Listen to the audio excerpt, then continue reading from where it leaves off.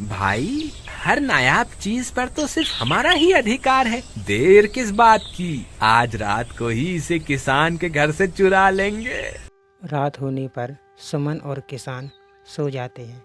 तभी लल्लन और हीरा नीलू को चुराने के लिए उनके घर आते हैं और बहलाने फुसलाने लगते हैं।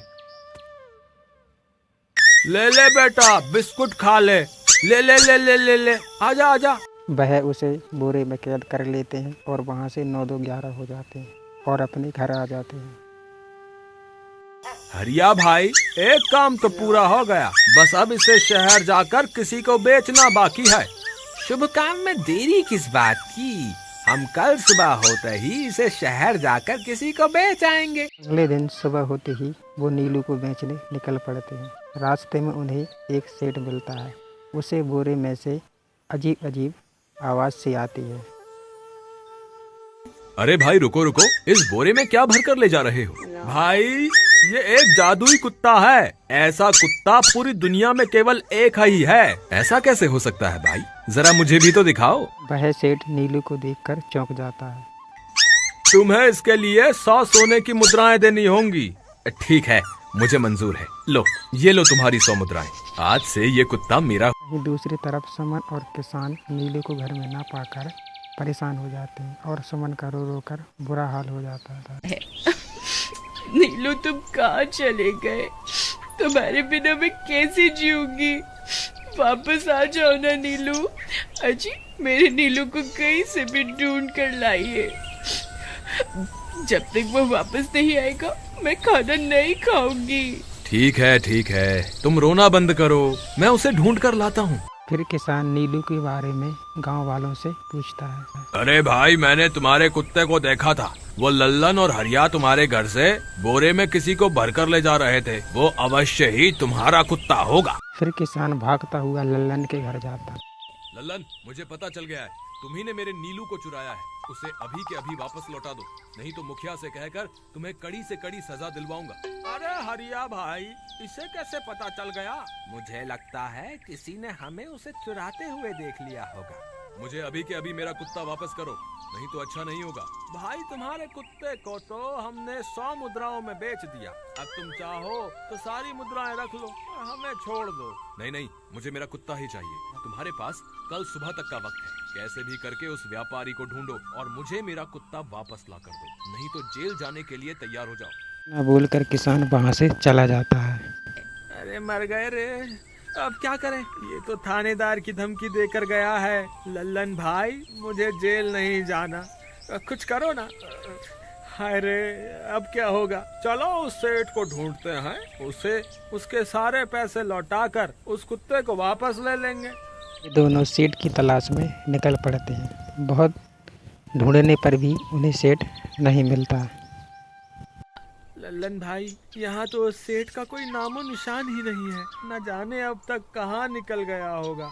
अब क्या करें? हमारे पास कल सुबह तक का ही वक्त है। अरे आर्या, वो देख, ये तो बिल्कुल किसान के कुत्ते जैसा ही लग रहा है। तुम्हारी आंखों में मोतियाबिंद हो गया है क्या? बेवकूफ, किसान का कुत्ता नीले रंग का था और ये तो भूरे रंग का है। क्या तुम्हें नीले और भूरे रंग में फर्क दिखाई नहीं देता? अरे तो क्या हुआ, अगर हम इसे नीले रंग से रंग दें तो उसके बाद ये हूबहू नीलू जैसा ही दिखेगा।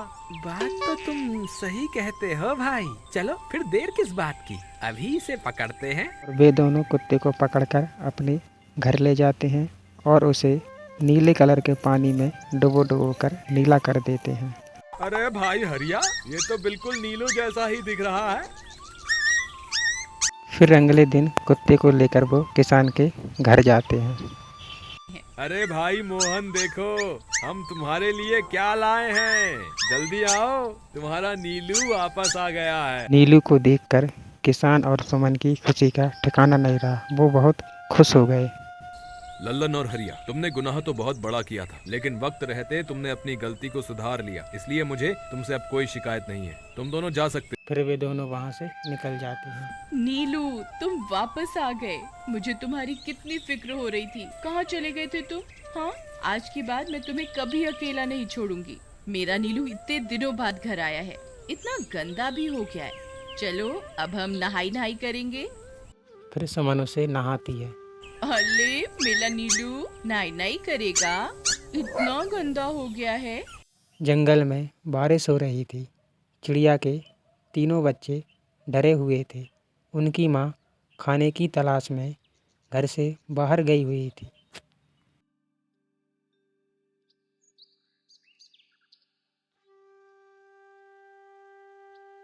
भैया अंदर आ जाओ, बाहर खतरा हो सकता है। माँ ने कहा है कि मेरे आने तक घोंसले से बाहर नहीं जाना। अरे मैं बाहर झांक कर देख रहा था कि ये आवाज कहाँ से आ रही है। मैंने देखा कि आसमान से बहुत सारा पानी नीचे गिर रहा है। कुछ भी हो भैया, लेकिन तुम माँ के आने तक बाहर मत जाना। नीलू बाकी भाइयों से सबसे बड़ा और समझदार था। उस पे अपने छोटे भाई की देखभाल करने की जिम्मेदारी थी। अपनी माँ के इंतजार करने के सिवा बच्चे कर भी क्या सकते थे। इधर लाड़ो चिड़िया बारिश से बचने के लिए पेड़ की डाली पर रुकी हुई थी। उसे भी बच्चों की चिंता हो रही थी। मेरे बच्चे ठीक तो होंगे ना? बारिश शुरू होकर भी बहुत समय हो गया है। मुझे जल्द से जल्द अपने बच्चों के पास जाना होगा। वो बहुत डरे हुए होंगे। इधर बारिश रुकने का नाम नहीं ले रही थी। काला कौआ बारिश में अपने घोंसले की तरफ जा रहा था। तभी उसे लाड़ो चिड़िया एक पेड़ पर बैठी हुई दिखाई देती है। वो उसके पास चला जाता है। अरे लाडो, तुम यहाँ? तुम अभी तक घर नहीं गई? इसका मतलब तुम्हारे बच्चे घर पर अकेले होंगे। हाँ कालू भैया, मुझे मेरे बच्चों की बहुत चिंता हो रही है। लाडो, मैं तुम्हें डराना नहीं चाहता, पर तुम्हें बताना ये बहुत जरूरी है। सुना है एक खतरनाक चीलों का झुंड हमारे जंगल में घुस आया है। हाँ कालू भैया, मुझे ये बात पता है। जब मैं कल बुलबुल चिड़िया के घर गई थी, तब मैंने देखा कि एक चील बुलबुल चिड़िया के बच्चों को खा रहा था। बुलबुल घर पर नहीं थी, फिर भी एक बच्चा जीवित था। मैंने उसे बचाने की ठान ली। तब मैं उस चील के पास चली गई। अरे ओ चील, छोड़ दे उस बच्चे को, नहीं तो तेरा बहुत बुरा हाल होगा। चील को गुस्सा आ गया और वो मुझसे कहने लगा, अरे ओ चिड़िया, तुम्हारा दिमाग तो ठीक है ना? भाग यहाँ से। अगर मेरा पेट भरा हुआ नहीं होता तो मैं तुम दोनों को भी खा जाता। पर देख लेना, आगे चलकर तुम मुझे कहीं पर दिखाई दोगी तो मैं तुम्हें नहीं छोड़ूंगा। मैं तुम्हें उसी समय खा जाऊंगा और डकार तक नहीं लूंगा। ऐसा कहकर चील वहाँ से उड़ गया कालू भैया। तभी वहाँ पर बुलबुल चिड़िया आ गई। उसने देखा तो वो बहुत दुखी हो गई, क्योंकि चील उसके 2 बच्चों को खा चुका था। अरे ये क्या हो गया? मेरा तो सब कुछ लूट गया। ये सब किसने किया? मैं उसे नहीं छोड़ूंगी। अरे बहन, तुम्हारे बच्चों को चील ने खाया है। अगर मैं ऐन मौके पर नहीं आती तो वो चील तुम्हारे तीसरे बच्चे को भी खा जाता। तुम्हारा बहुत बहुत शुक्रिया। मैं तुम्हारा ये एहसान जिंदगी भर नहीं भूलूंगी लाडो चिड़िया। पर मैं अब उस चील को नहीं छोड़ूंगी। मैं उसे जान से मार दूंगी। वो मेरे आखिरी बच्चे को कभी भी खाने आ सकता है। अरे बहन, जल्दबाजी में गलत कदम मत उठाना। वो सिर्फ तुम्हारे बच्चों का ही नहीं, जंगल के बाकी पंछियों का भी शिकार कर रहा है। उसे हमें झांसे में फंसाना होगा और फिर हम उसको उसके किए की सजा देंगे। बिना सोच विचार किए जल्दबाजी में फैसला लेना गलत बात है। ठीक है बहन, मैं कौन सा भी गलत कदम नहीं उठाऊंगी। अच्छा, तो ये सब हुआ था। बुलबुल चिड़िया के साथ तो बहुत बुरा हुआ। हम उस चील को तो क्या, बाकी सारे चीलों को भी नहीं छोड़ेंगे। हम उन सब को जंगल से खदेड़ देंगे। तुम जल्दी घर जाओ। हाँ कालू भैया, बारिश रुके या ना रुके, मुझे कैसे भी करके मेरे बच्चों के पास जाना होगा। ठीक है लाडो, मैं चलता हूँ। कालू वहाँ से निकल जाता है।